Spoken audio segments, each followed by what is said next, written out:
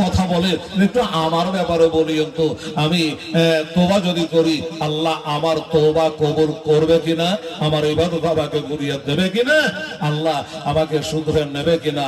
মুসা আলাইহিস সালাম বলেছিলেন, আল্লাহ গো, শয়তান আজাজিল বলছে তার ভুলটাও নিজে ভুল স্বীকার করেছে, ও যদি তোবা করে তার তোবা কি কবুল হবে? আল্লাহ বলেছিল, মুসা নিশ্চয়ই হবে। তবে একটা কথা বলো যে আমার আদমের কবর আমরা নিজের চোখে দেখে আসলাম মক্কা শরীফে, কোন হাদিসে যদি আছে বলবে যে না রে হিলাল আমরাও দেখেছি। বাবা, শয়তানকে পাথর মেরে আসার পথে একটি মসজিদ আছে, মসজিদে খাইফ, ওই মসজিদে খাইফ হলো বাবা আদম পয়গম্বরের কবর নিজের চোখে দেখে ও জিয়ারত করে আসলাম। একবার আলহামদুলিল্লাহ বলেন, সুবহানাল্লাহ। কি বললাম?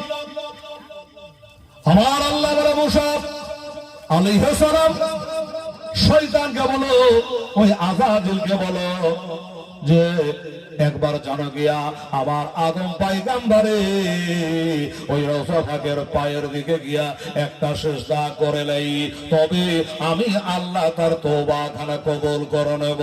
আমার মুসা কালিমুল্লাহ রে সাল্লাম এসে বলে, শয়তান রে, তোর সব শয়তানি ভেঙে যাবে, তোর তওবা কবুল হয়ে যাবে।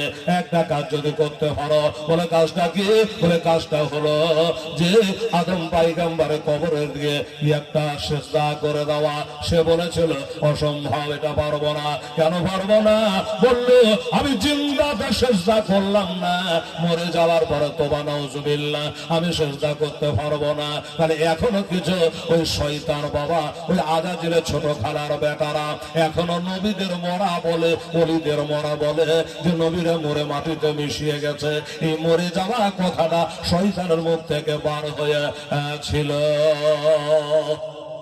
জিন্দাতেই করলাম না, আর এখন মরে যাওয়ার পরে করবো। দেখেন, এই শয়তান আর শুধরাতে পারলো না। আমি বুঝাতে কি চাইছি, ইশক মহব্বত, নবীর প্রেম ভালোবাসা যেন থাকে। এই নবীর মহব্বত যদি না থাকে সব কাজ আমাদের আধুরা থেকে যাবে, সব বেকার হয়ে যাবে। আরে জিন্দেগি বানা আলেঙ্গে, এটা জোরে বলেন তো সুবহানাল্লাহ। अरे जिंदगी बना लेंगे कहा के या रसूल अल्लाह, कहा के या रसूल अल्लाह, रब को हम मना लेंगे, रब को हम मना लेंगे, कहा के या रसूल अल्लाह, कहा के या रसूल अल्लाह।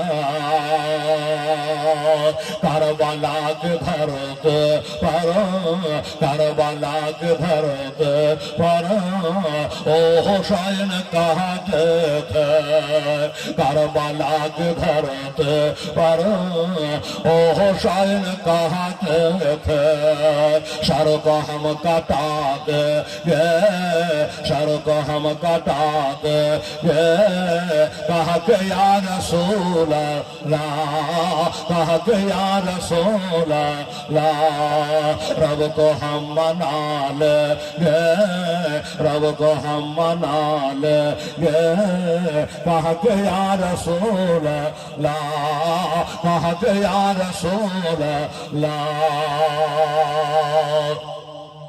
मन करो नकीर जब हमसे, मन करो नकीर जब हमसे, सवाल पूछेंगे फौरन जवाब दे देंगे, कहा के या रसूल अल्लाह, कहा के या रसूल अल्लाह।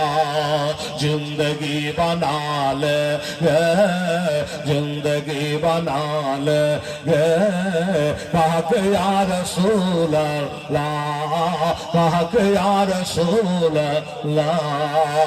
अल्लाहुम्मा सल्ली अला सय्यदिना मौलाना मुहम्मद वाला देना मौलाना मुहम्मद सल्लल्लाहु ताआला अलैहि ওয়াসাল্লাম। এই মুসলমানেরা, নবীকে ভালোবাসবো কেন? কি জন্য ভালোবাসবো?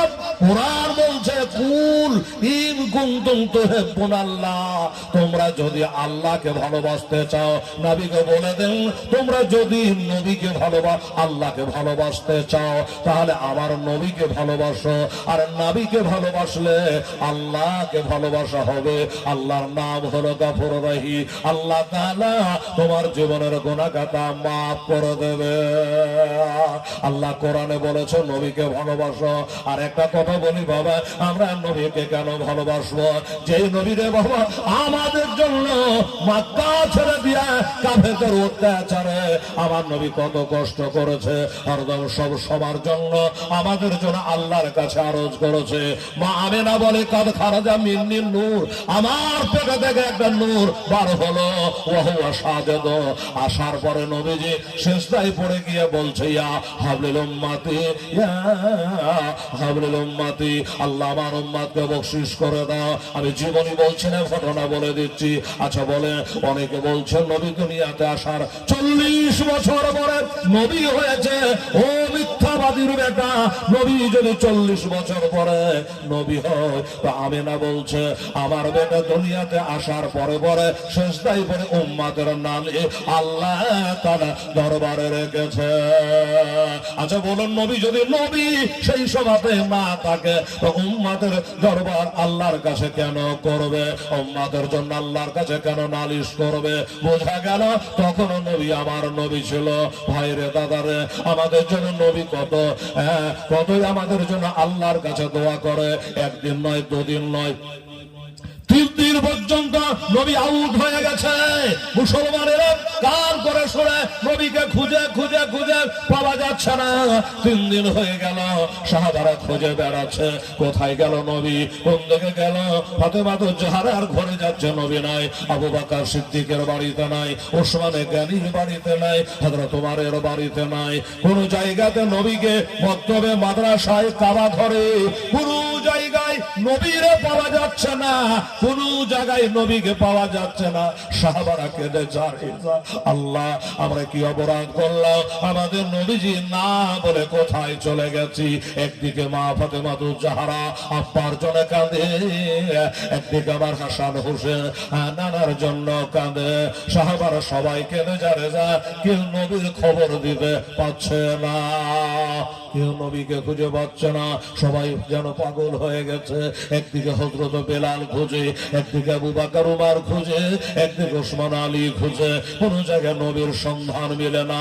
নবী আসমানে উঠে গেল না, নবী জমিনে চলে গেল, কোথায় গেল? কি বেয়াদবি আমরা করেছি। আল্লাহ কি তবে ঈসা পয়গম্বরের মতো আসমানে তুলে নিয়েছেন নাকি? নবী কোথায় গেল, কোন দিকে গেল, নবীর খবর কেউ দিতে পারে না। নবীর একজন বিখ্যাত সাহাবী যার নাম হযরতে আবু হুরায়রা রাদিয়াল্লাহু তাআলা আনহু, যার প্রত্যেকটা হাদিসের পাতায় পাতায় যার নাম সবথেকে বেশি হাদিস বর্ণনা করেছেন তিনি হযরতে আবু হুরায়রা রাদিয়াল্লাহু তাআলা আনহু। উনি বলল আমি বের হয়ে গেলাম, দেখি নবীকে খুঁজে আনতে পারি না। ফাতেমা বলে রে সাহাবী দেখো আমার আব্বা কোথায় চলে গেল। হাসান হোসেন বলে আমার নানা জান কোথায় চলে গেল। আজ 3 দিন হয়ে গেল আমরা নানাকে নানা বলে ডাকি নাই। খাতুনে জান্নাত বসে বসে কান্দে, আব্বাকে আমি 3 দিন থেকে দেখি নাই। তোমরা খোঁজ করো বার করা লাগবে, তাড়াতাড়ি খোঁজ করতে বার হয়ে যাও। আবু হুরায়রা রাদিয়াল্লাহু তাআলা আনহু কসমকে বার হয়ে গেল। আরে সাহাবায়ে কেরামেরা, তোমরা চারিদিকে খুঁজো আর আমি একদিকে খোঁজার জন্য চলে গেলাম। আমি নবীর খবর না লইয়া আমি আর বাড়িতে ফিরব না। খুঁজতে খুঁজতে চলে যায়, যাকে জিজ্ঞাসা করে কেউ বলতে পারে না, কেউ নবীর খবর দিতে পারে না, কেউ বলতে পারে না। তিনি কাঁদছেন আর চলে